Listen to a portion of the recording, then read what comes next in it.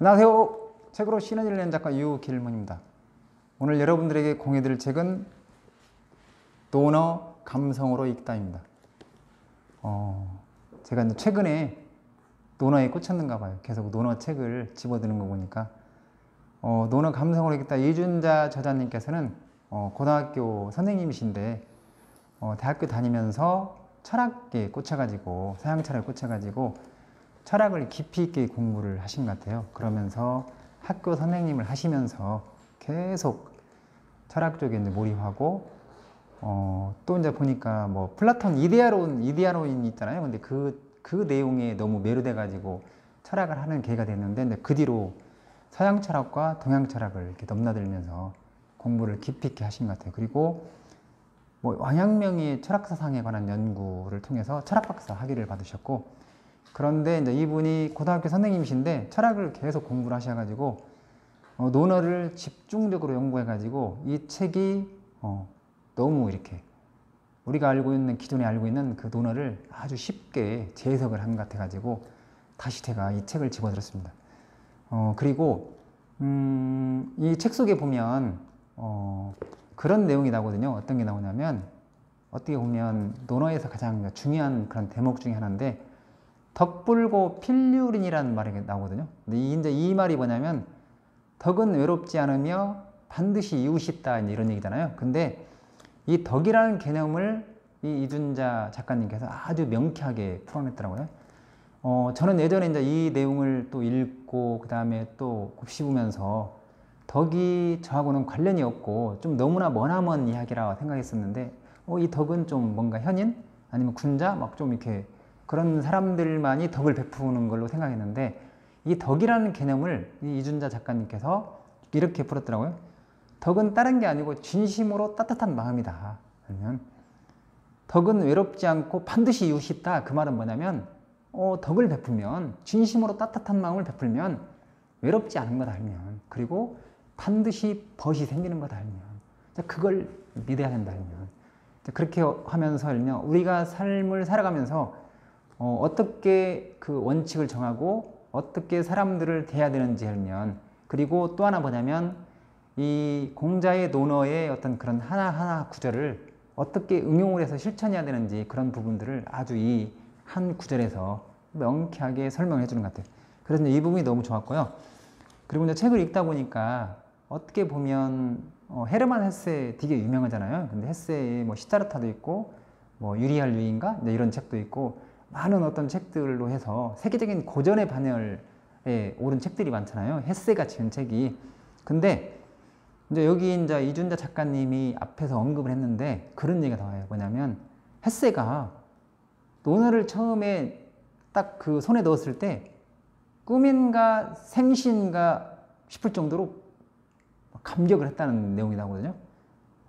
그러니까 자기가 얼마나 이제 이것에 기대를 하고 그 다음에 너무 좋았으면 그렇게 꿈인가 생신가 할 정도라면 어떤 벅차오르는 감정을 가졌다는 그 말이 앞부분에 17페이지에 나오더라고요. 그래서 야 이게 논어가 또 알면 새롭게 우리한테 또 다가오는 그런 경험이 또 됐던 것 같아요.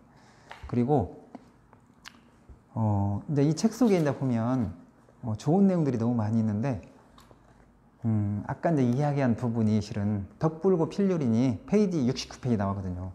다시 한번 말씀을 드리면 그게 어려운 게 아니고 덕은 외롭지 않으면 반드시 이웃이 있는 거다. 덕불고 필률인.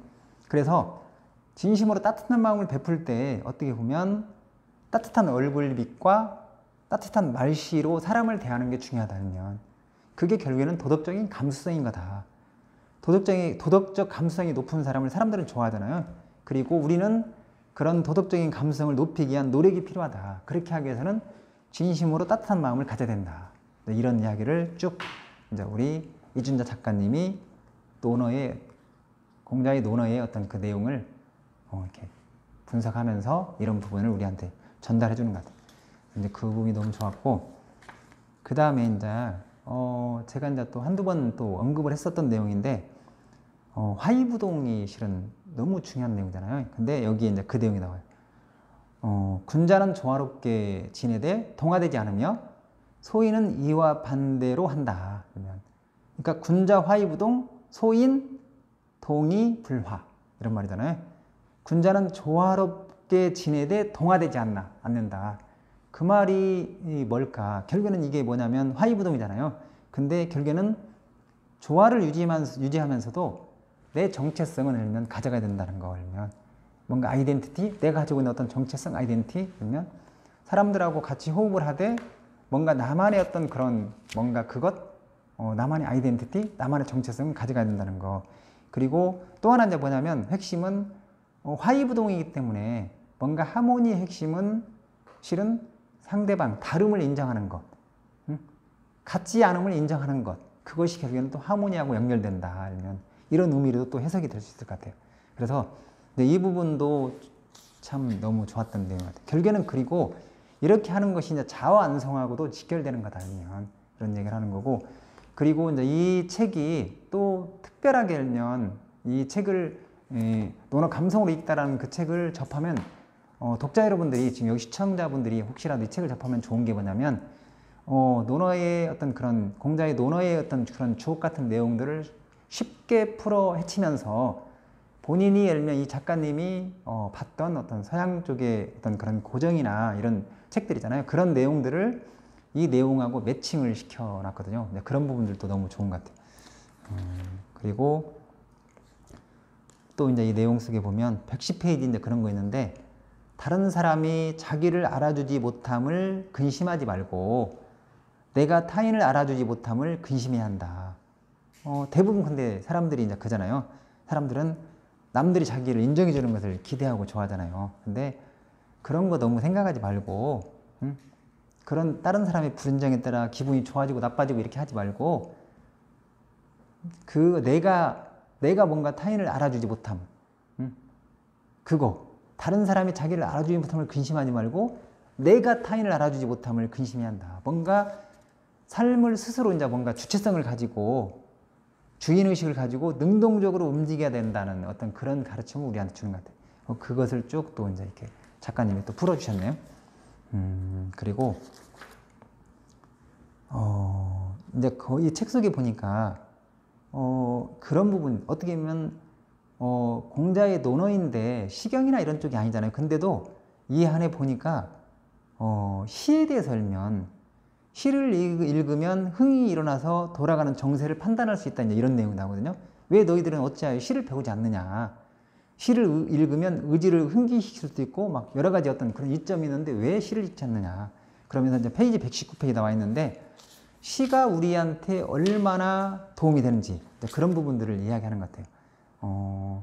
결국에는 이제 이게 시를 접하면 마음의 어떤 그런 것도 조절하는 데도 도움이 되고 더불어 살아가는 어떤 그런 사회성을 기르는 데도 도움이 된다 하면 그게 결국에는 시의 효용성이다라는 그런 이야기를 하거든요. 근데 그런 부분도 내용이 많이 와닿았던 내용이고, 그리고 논어하면 이제 또 빼뜨릴 수 없는 게 이제 그거잖아요.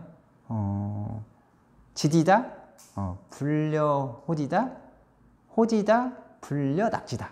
이제 해석을 하자면 아는 자는 좋아하는 자만 갖지 못하고 좋아하는 자는 즐기는 자만 갖지 못하다. 이건 다른 쪽에 논어 관련돼 갖고도 제가 공유했던 내용인데 이 부분은 되게 너무 중요한 것 같아요.